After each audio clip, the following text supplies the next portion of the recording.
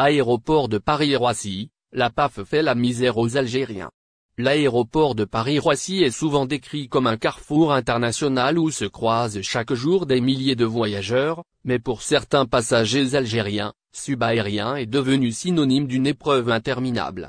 En cette période de Ramadan, où la fatigue et la faim se font sentir, la situation devient encore plus éprouvante.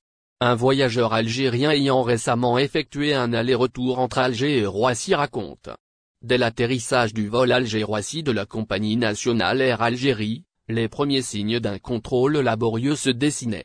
Alors que les passagers s'apprêtaient à franchir la police aux frontières, paf, un phénomène intrigant se produisait. Les policiers se relayaient les uns après les autres, jusqu'à ce qu'il n'en reste plus que deux pour gérer une file immense, raconte-t-il, encore surpris par la situation.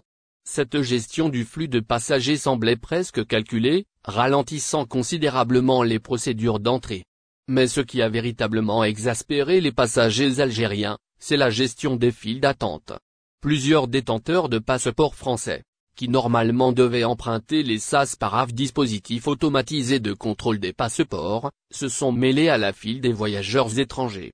Non seulement ils ont été autorisés à rester, mais ils bénéficiaient en prime d'un traitement prioritaire. C'était incompréhensible. Alors qu'on patientait depuis de longues minutes, eux passaient sans problème, dénonce le voyageur, soulignant le manque d'équité dans le contrôle des frontières. Le contexte rend cette situation encore plus tendue.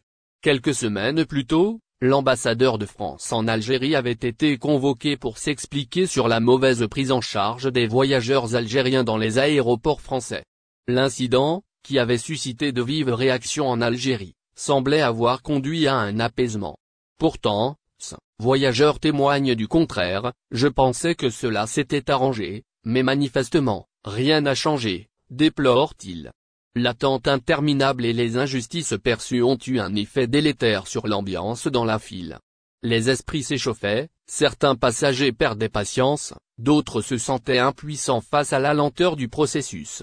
En plein mois de Ramadan, la situation devenait particulièrement éprouvante. On était à bout de nerfs. Quand on jeûne, on a encore moins de tolérance pour ce genre de traitement, confie le voyageur, ajoutant que même les familles avec enfants ou les personnes âgées n'étaient pas épargnées. Face à ces témoignages, une question se pose, s'agit-il d'une gestion défaillante ou d'une politique tacite visant certains voyageurs? Difficile de le dire avec certitude, mais pour de nombreux passagers algériens, la frustration est bien réelle.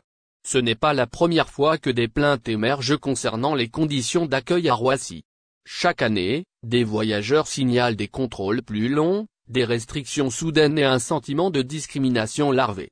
Alors que les relations franco-algériennes sont régulièrement marquées par des tensions diplomatiques, la situation dans les aéroports ne semble pas s'améliorer.